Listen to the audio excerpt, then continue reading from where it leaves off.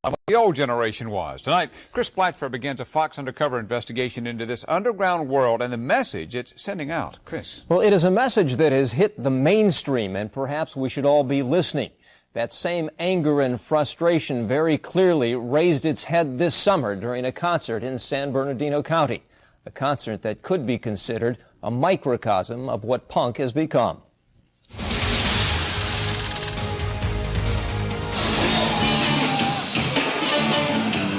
Here in what is called the pit, tense-looking punks and skinheads circle. The hostility is building. Who's outnumbered here? Not the punkers today. Punk rock bands prime and sometimes taunt the crowd. You guys are weak. What's up, man? Come on, you guys. Skinheads, mohawked scalps, and punk-dyed hairdos mixed with fresh-faced teenagers. It's the punk generation. It's about being able to say what you don't like about society, what you like about life. More than 20 punk rock bands are on the bill.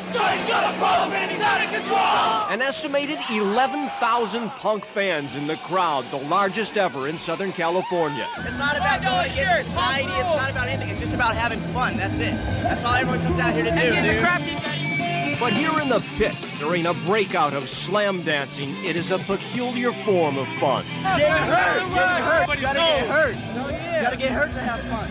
Hurt somebody else. For many here, that is the drill. Add to this a sweltering 100-degree temperature, with concession stands selling $6 beers, $3 Cokes, and $2 cups of water. It's gonna turn to your right, I think. By mid-afternoon, an angry row of middle fingers point toward the sky. Hey, up! A defiant dab of saliva finds a convenient target. Both gestures showing the screw-you attitude embraced by so many punks. The bands want you to say you to them. The bands want you to give you the attitude that you're giving them. That's what they want. A punk singer spits toward the crowd. Some spit back. In between, a row of pump private security guards line the stage. If you spit on a security guard, you're gonna get a pop in the face, probably. Some sheriff's deputies huddle nearby. As the stage barricade gets a mean shaking and the crowd gets its first warning. If you guys bust the barricade, they will shut the show down. Bodies are lifted over punk fan heads in a concert ritual called crowd surfing. Older punks and young ones overflow into the security area. The scene gets crazier as the day goes on, the pit pounding to the music. It's an adrenaline rush. It's great. It's their sound, it's aggression, you gotta get it out. Crowd surfers flood over the barricade. Part of the game, a familiar one at punk concerts, is to get on stage and leap off into the crowd. It's called stage diving. Staff Pro security guards have been hired to stop it. The reason we don't want them on stage is because they jump back off. And I think probably 90% of the injuries at festival seating concerts are caused by people jumping off the stage into the audience, and you jump on top of people's heads. We're a couple broken necks away from this type of music not touring anymore. Tension heightens between Staff Pro and punks, and a band called Guttermouth baits the security force. Let's all tell the security what we think of them. Get some real jobs! A steady stream of punks spill over the barricade. Some rush the stage. The Guttermouth lead singer eggs them on. You guys can make it up here. There are mini brawls as the security dam begins to break. Punks trickle onto the stage through a swarm of security. Some caught and slammed to the floor. This is nuts! There is now a full-scale battle for the stage. The fun turns to fright for some as the spit and fists continue to fly. There is total chaos. The game now gets security, and word comes to shut down the concert. The band breaks down, and the punkers break into a chant. Angry punks start throwing metal storm sewer grates on stage.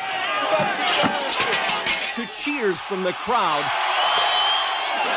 and a massive assault on the stage barricade. Security guards are forced to retreat. And as the metal grates continue to fly, another band member steps in and pleads for calm. A few stage divers continue to play to the crowd as members of a band called Face to Face argue to go on. You're gonna have a bigger mess on your hands. Let my band play. Let my band play. Meanwhile, Guttermouth's lead singer is taken to a police van and arrested for inciting a riot. A fire hose ready to use on the crowd is put away. And a half hour after the riot, punk music wails again. Crowd surfers and the barricade back in place. Security out of sight. But it doesn't last long. 20 minutes later, the crowd rushes the stage. A promoter unloads a fire extinguisher to try and scare them all off. And the concert ends 4 hours early in a ball of smoke. It was just unbelievable. There was so much that was going on, there was no way to control everything. In the end, security blamed the bands for baiting the crowd. It showed the lead singer really controls the crowd and not the security. And punks blamed security for overreacting. You just start stopping people for no reason. The bald truth about many punk concerts probably lays here. It is intense because there's a lot of people, but this is usually how they end. They always end up in violence.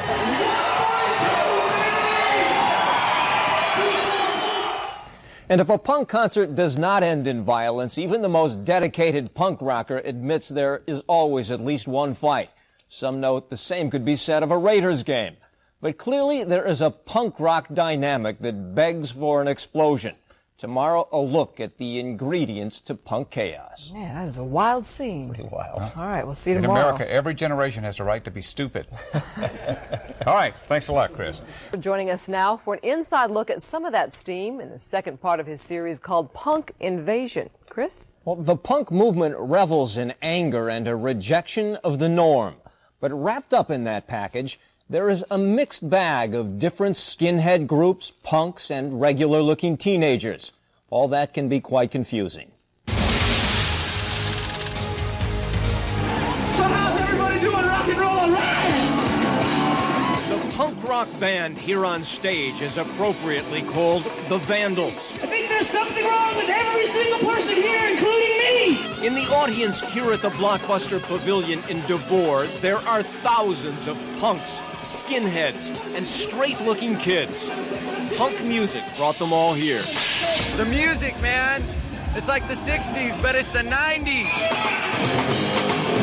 But in a wide scope of different kinds of punk rock fans, there is constant tension. I went to another Vandal show and 2 people got stabbed. It was pretty cool.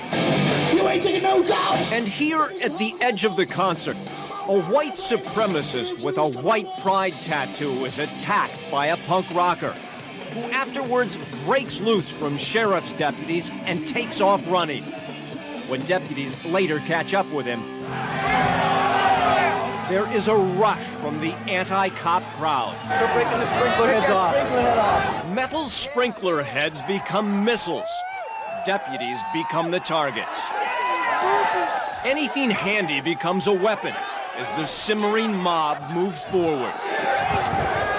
A makeshift spear is launched aimlessly towards the deputies.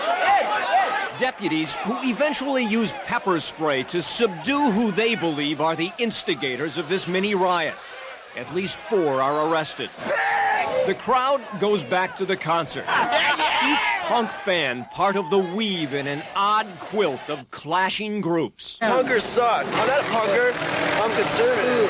White power. Here in Lancaster, these are racist Nazi skinheads, a group the public most readily associates with punk rock music. Neo-Nazi skinheads. It's straight up white power defending our Aryan race.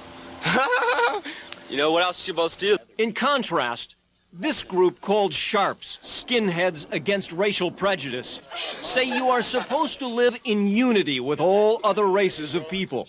Basically, it's just we're trying to clear that skinheads all skinheads aren't racist, and the original skinheads weren't racist either. So at punk concerts like this one in Lancaster, the music often stops and the fights begin when non-racist sharps meet Nazis on the slam dance floor. A non-racist skinhead from the San Gabriel Valley explains it this way. And there's like Nazis, they always pick on innocent people, so we represent the little people. Yeah, we represent the little people of the scene and beat up the Nazis for everyone. But here at this Hollywood club called Natural Fudge, where a sign on the wall reads, "Slam dancing at your own risk," some even see flaws in the non-racist skinhead approach. The deal with those guys is they want to get their message across, and now they're using violence because they're sick of all the violence that the skinheads have been using. So people are getting fed up. Among them are members of this punk band called Rational Response, who belong to another skinhead faction called Straight Edge. What is straight? It's just not doing drugs and not having sex. It's just being good, you know. Here in the foothills of the Santa Clarita Valley, unlike this group, Straight Edge skins frown on violent slam dancing. I got straight edge. I got straight edge. No beer in my hands, you notice that? And surrounded by teenagers trying to tap enjoyment from a beer keg. How about drinking right here, baby? Or inhale it from a marijuana pipe. They have no idea what's going on. Just remember what I said earlier. Straight Edge skins pass out lyrics to a song called Crutch, decrying the evils of drugs and booze. You can be their friends and stuff, I just don't like their lifestyle, you know? And they're all, oh, I smoked a bowl last night and stuff. I just want to slap them and go, wake up, you know? Grow up. Take it easy, guys! And at this concert in Irvine, Orange County skinheads surround a hardcore punk. Holy upset about an incident in the mosh pit. You guys gotta behave yourselves like good punk rockers. A fight that fizzles as quickly as it began illustrates ongoing tension between some skinheads and punks. At this club in Hollywood, where a wall-size American flag proudly hangs above the bandstand, those who call themselves traditional skinheads and tend to be more right-wing boast that they are working-class patriots. Well, I believe this is the land of the free, and I'm of the brave, and I'm going to defend this until the day I die. An attitude not shared by many punks, who, with their colorful hairdos, body piercing, and mohawks, Controlled by government! can sing a more left-wing tune like this all-female punk band called Snapper. It's not like anti-government, like, you know, get a bunch of guns and fight the government or anything. It's just a dream about everyone working together and about the politicians not having all the money in the world so they can do what they want, you know? And alongside punks and skinheads, there are straight-looking punks, even long hairs. Punk scene's cool, you know. I've been into it for years, you know. Yeah, hold on. I have something to say here. Punk rock is not about long hair, all right? The punk scene picture is not always crystal clear. Everybody has a different view on punk. I think punk is about everybody's different view on things. And it can be very confusing. But with the pit as its symbol, it does seem clear that a certain youthful rage runs throughout the entire punk scene. Anarchy! It's anarchy! And many punks use that word anarchy to define that rage. It is a theme that pokes through the punk movement as sharply as a nose ring. And we'll have that story tomorrow. And I'll say it again. And how anger drives many of the youth tied to the punk rock world. Tonight in his continuing series called Punk Invasion, Chris Blatchford reports on the rage that runs through this movement. Chris. Well, many punks say it is a social movement dedicated to anarchy. They boast a disregard for authority and a do-whatever-you-want attitude. And social movement or not, it all too often comes off just plain mad.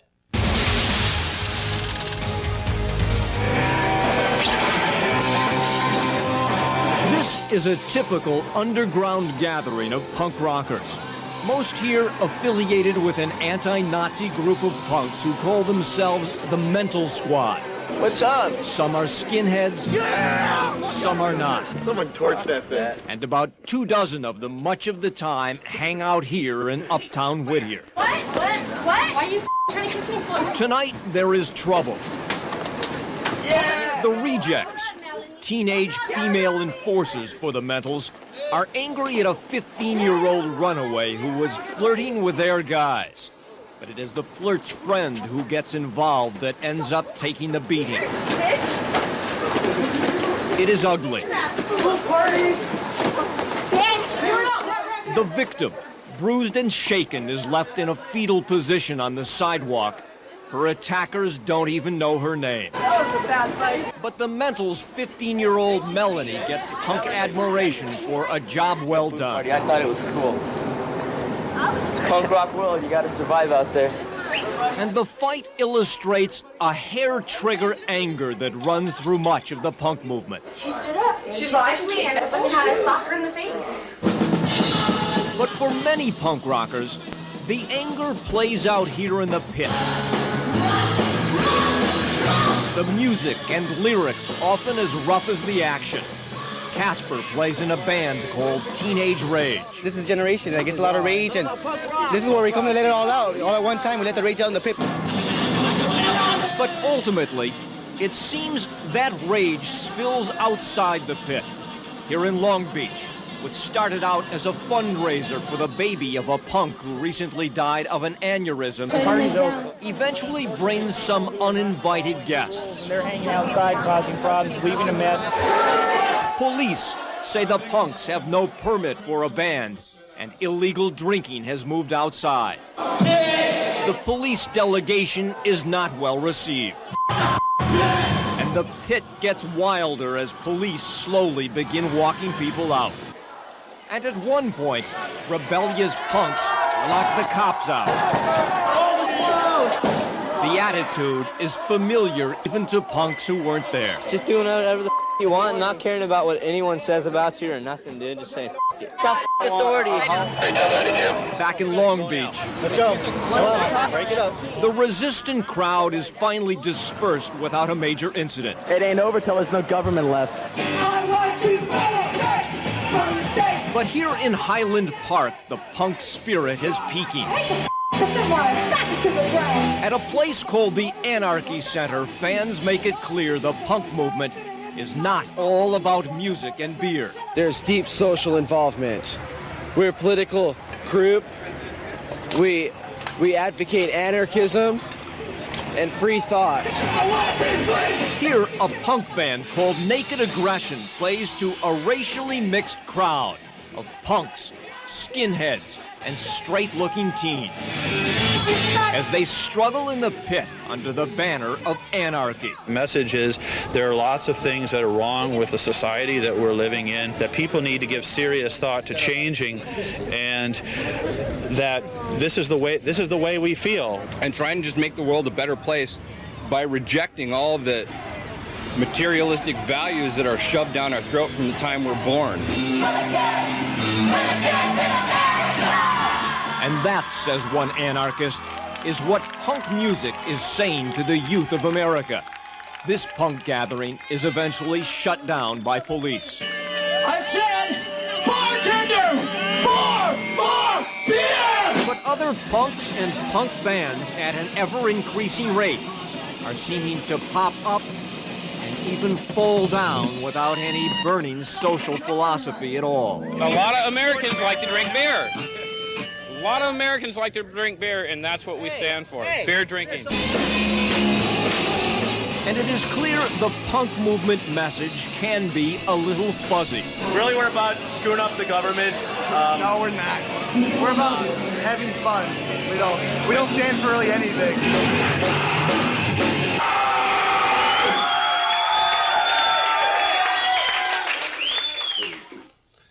Oh, and with props and gimmicks and body piercings and language that will force your mother out of the room, a lot of punk is just pure shock value in the name of entertainment. And we'll have that story tomorrow. Shocking? No, not at all, Chris. We'll see you tomorrow. Say they are a social movement dedicated to anarchy.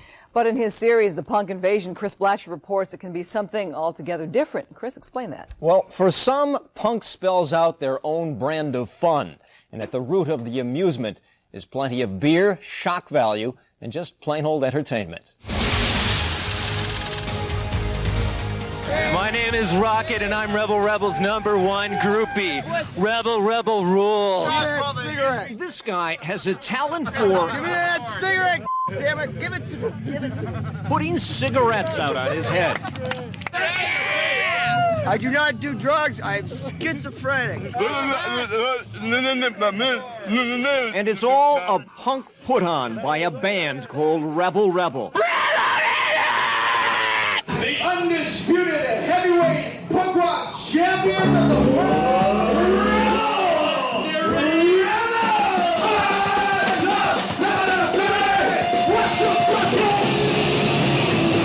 They throw things and smash things up. We're not new. But Rebel Rebel sets things on fire and throws raw meat at the crowd. We're not original. Rebel Rebel just makes a big mess. We're exciting. That's all that matters, you know? Punk rockers Rebel Rebel are not only here to rock, but to shock. We're going to destroy this stage, and then we're going to destroy the rest of America. In line with punk dark, irreverent humor, but disavowing any lofty punk rock ideals, Rebel Rebel says it's just all entertainment. Everybody's going to make money. We can have too much money. Everybody wants it, but a lot of people won't admit it. So Rebel Rebel hopes to shock and sing their way into punk fame and fortune. You meet the people, you get adulation. The fame and fortune part, a departure from hardcore punk philosophy. You know, man, I have mouths big enough.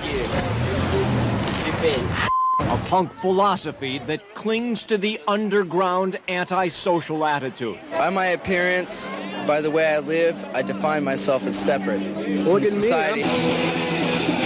Separate. But there is no question, punks constantly use shock value that seems to cry for attention, complete with rings in noses and eyebrows, jeweled tongues, and outlandish hairdos. Shock value is always a go-to card for the punk movement. This is what happens when you drink lots of beer. Before, after, before, after, before, after. Go, go, go, go! And along with shock, beer flows down the gullet of the punk movement. So prevalent, this band called Drain Bramage draws a following singing songs about beer. They make no apologies. Drain Bramage is all about drinking beer and having fun. No violence. Drink yourself Drain Bramage to be big and fat and ugly. You don't drink beer. Drain Bramage, attention! Wow! At ease! And this punk band called Blue Gun, here in Hollywood, runs through a series of bizarre-looking numbers, feeding the audience a TV set to stomp 1 minute and giving them a little fake blood the next. Lead singer Bob Oates says it's all in fun. It's about having fun, making a lot of noise, getting people riled up, try to get a little action going in the crowd. We don't want to bore anybody. We don't want to put anybody to sleep. But at what price comes the fun? Here in Riverside, an elementary school-age kid is held up before the crowd. What do you mean by school? F*** you! The message to a young boy at best is arguably not a good one. Shockingly punk. At worst, before this group of younger punk fans in Riverside, it could be called shameful. It's time for anarchy to reign supreme. For the band called Humble Gods, The rationalization is one that runs deep and constant through the punk movement. It's just all about pure anarchy. And no rules. Create your own rules. We make up rules as we go. Make up rules as we go. Anything can happen and will happen at a Humble God show. And almost anything does happen at punk rock performances. Here, a band called Vitamin L unloads a crate of cabbage on the fan. Some toss it back, and when it's over, the stage looks like a giant salad bar. And when the Vandals perform a number entitled, I Have a Date, there are actually takers in the crowd when this band member acts out the title of his song. And he actually connects. The young candidate selected becomes part of the show, getting more than she bargained for. And so do those who come to see the Aquabats, who with their campy swimwear, poor man's Olympic torch, and other ridiculous props are... I'm terrific, man! And then there are the parkas, painted faces, sparkly hairnets, buxom blondes, and you get the picture. And so does this punk rocker. It's tongue in the cheek about the world we live in. It's tongue in the cheek.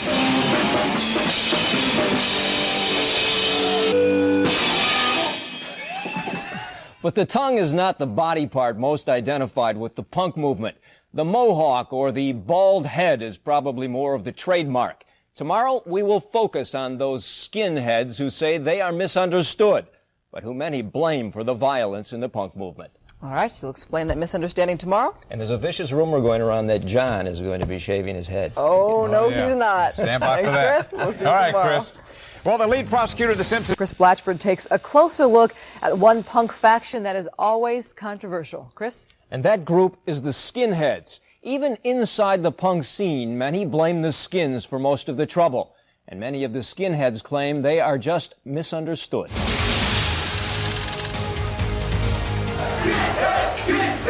The skinheads are chanting their approval. The next song is entitled The Chosen One. The chosen ones are me, and the chosen ones are you. That's right! The name of the punk rock band on stage is the Toughskins. As they play, skinheads, some arm in arm, slam dance in the pit below. Another dives off the stage and is carried away by fellow skins. Bald heads bob to the punk rock music. It is skinhead night here at this Hollywood club on the Sunset Strip. And tattooed shoulders bang against each other in the pit. Not really violent because, I mean, if you look at everybody, it's like everybody's cooperating. You fall down, they pick you up. I mean, Yeah. it's aggression, yeah. It's just aggressive. Yeah. And near the end of the concert, that aggression explodes.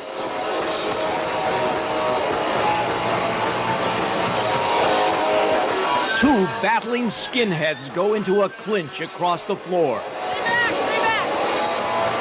Before they are pulled apart by security and other skinheads. But it's not over yet, and no one seems surprised. If you're a skinhead, aggression and violence just comes along with the book. You expect it. Back here at the club, as angry skinheads continue to scuffle with each other, a guy with long hair makes contact with one of the skinheads. This is trouble. Other skinheads turn on the long hair immediately. Come on, you anxious bastards! Hey! When he breaks loose from the herd of skins and heads for the door, Hey, long hair! he is blindsided by skinhead Knuckles. Hey, you fucking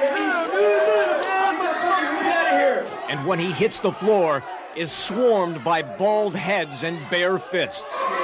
Finish beating that guy up! His crime? He pushed that guy and it was just, he was just in the wrong place. He's not a skinhead, you're just gonna hit him. It wasn't a skinhead, really, It wasn't a skinhead. And if you don't have any respect for somebody, why would you try not to hit him? Meanwhile, out of the sight of our camera, the long hair slips out with bruises and a battered ego. Let's score some But this Carson skinhead who appeared to throw the first blows of the evening, and his original target, a skinhead from a group called Hooligans, are still going at it. It's a common sight. Ever since, I guess, the skinhead cult started, they've been fighting, with each other. This one ends with a skinhead embrace. But skinhead anger continues to simmer until the end. Take it outside, everybody. Take it outside. Good night. Sheriff's deputies arrive to make sure that everyone heads for home. It's all fun and games. We've been at shows that where 50 people have been fighting at a time. It's just intense, and then the cops come, and then people fighting cops. It's just it's fun. But even within the punk movement, many punkers say the skins can get under your skin. The only real violence you get is from the skinheads. The center of action at every punk concert is the pit. And at the center of most pits are hardcore skinheads. The Nazi skinheads and people like that are, going to be out there to cause trouble and fight whoever they can and, rule the pit. Bonehead. Yeah, they're just a bunch of idiots.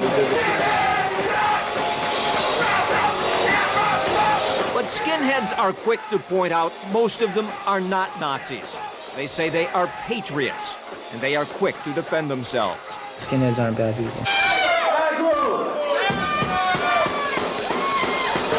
This is a traditional skinhead band named Revolt. They come from an anti-Nazi skin group called The Family, and insist they don't come to concerts looking for trouble. They are just working-class youth ready to stand up for themselves. Because a lot of people will disrespect, a skin in a certain way, or and then they'll just get beat up for it. But other punk fans say there is no excuse for skinhead violence, and are troubled by the fact when you see a fight break out, you don't have to look long to spot a skinhead in the middle of it. They got no need to fight. For punk, man, there ain't no skins going on, dude. Racism is up. Fucks everything up for everyone else. But skinheads say, in general, it is really only the zig-heiling Nazi skinheads that are out to hurt people. And skinhead punk bands like Authority, who include a black guitarist, stress racism is not what all skins are about. Being white power and being a skinhead is a total different thing. Whatever. If they're racist, that's got nothing to do with being a skinhead. But candid skinheads admit some of their groups are gang-like, love to rough it up in the pit, drink to get drunk, and even fight. And if other punks don't like it, to hell with them.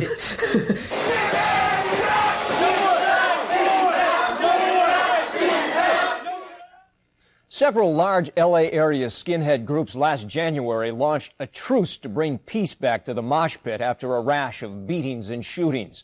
Skins tell us the level of violence today is not as bad as it used to be.